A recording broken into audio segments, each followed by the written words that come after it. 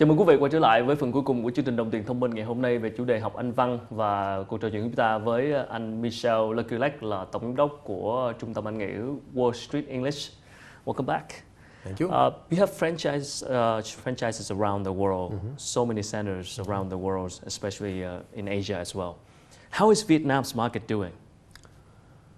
Well, I'm very proud that Wall Street Vietnam is considered probably as the best franchise in the world. Really? You know, I launched Wall Street in Thailand. I had the franchise, then in Indonesia. Of course, I learned from my 15 years of experience in these two countries. Sure. So when I came to Vietnam, I really said, okay, I'm going to make it really effective, make sure that most students succeed. And I think today, yeah, because we're so focused on service, helping the students, coaching the students, we have the best service KPI, because Wall Street, you know, the master franchise is owned by Pearson Education, okay? Big guy. And they compare the students' progress country by country. And today Vietnam has the best service KPI. So next week we have a team of people coming from Pearson London, in fact, to learn about what we do. And it's true that we have changed a few things in the delivery of the method, especially on the follow-up, especially on how to keep the students motivated and how to make the students study efficiently. Okay, so we developed our own CRM, our own tracking system, our own mobile application, and yeah, I'm very proud of that. And the Vietnamese team, it's a good team, hardworking, quite smart. Because in Vietnam, education is considered, is well considered. Okay. And I think people take education seriously, more seriously than in many other countries. And I believe our students see that we're trying our best to help them, so they do not give up. But my question is, I have no doubt about the demand of the Vietnamese people who want to learn English, especially adults. But that's the input when they want to come and study.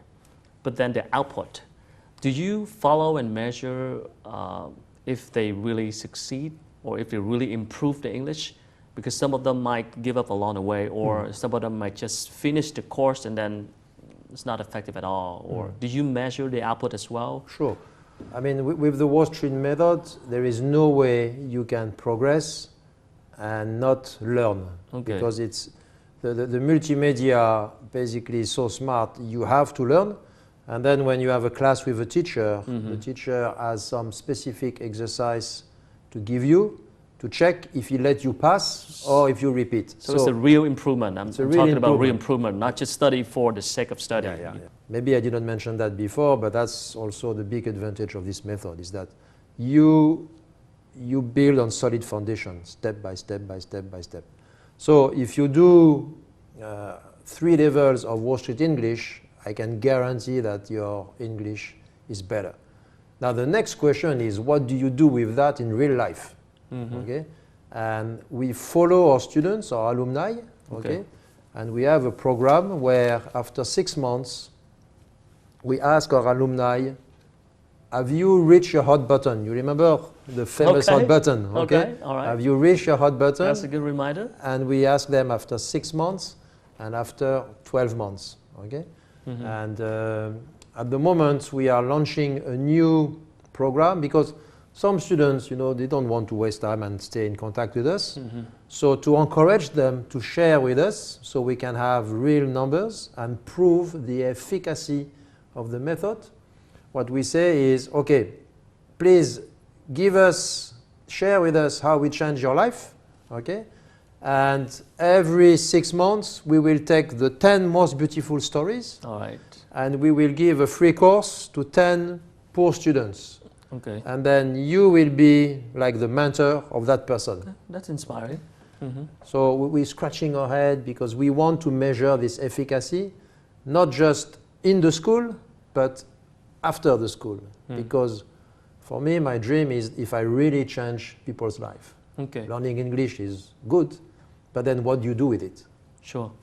Sure. So any rising trends in terms of English teaching in the world that Wall Street trying to pursue with that trend in the world, or any kind of new plan for this market? Yes. So what is going to come next year is two things. We call it teachers on demand, where you have some business people who travel a lot, and sometimes they miss their class with teachers. So we're going to offer class with teachers basically whenever you want, but of course you would have to pay for that. The next big trend is that you can also have your class through computer, through a telephone or through a system. So if you travel, okay, you don't miss your class, because remember you need to study regularly. So let's say you are in Hanoi, you say, oh, I should have my encounter today. Now, can I connect to a teacher and have my class online, basically? Because more and more people want flexibility to study whenever they want. Now, my belief is that you cannot give 100% flexibility, because then people become undisciplined. Yeah, So you need to mix the flexibility with a bit of discipline and some fun. If you have these three things, I think you get good results. Yeah. Well, the most popular problem for the Vietnamese student is sometimes they don't have the confidence and they're afraid to speak up. They're afraid to talk to the foreigners. And that's why they don't practice that much. And they have bigger problem with speaking and listening than writing and grammar. So at your place, how do you support them? How do you solve that problem for the student to be more confident and take part in any activities that you provide? Okay.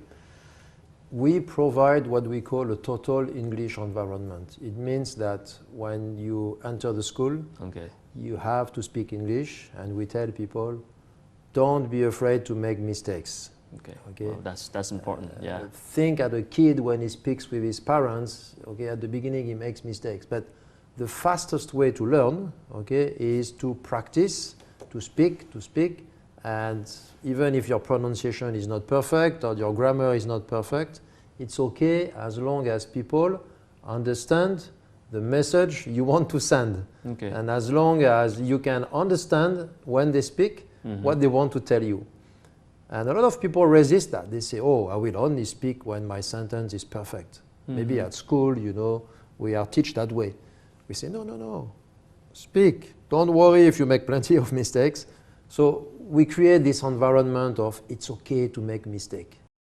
It's like if you play golf and you know you never hit a ball and you're afraid to lose your ball, you'll never play golf. Well, with language, it's the same. You have to make a few mistakes. Thank you so much for sharing. You're welcome. Thank you. Good luck with everything. Thank you. Thank you. Thưa quý vị, vừa rồi là những chia sẻ của anh Michel Leclerc, là tổng giám đốc của Wall Street English, về chủ đề cách thức dạy học Anh văn và những vấn đề gặp phải của các người học tại Việt Nam. Quý vị có thể xem lại chương trình này trên website FBNC-Wall. Chúng tôi sẽ còn tiếp tục thực hiện những chương trình khác. Xin hẹn gặp quý vị ở những chương trình lần sau. Thank you so much. You're welcome. Thank you. Thank you.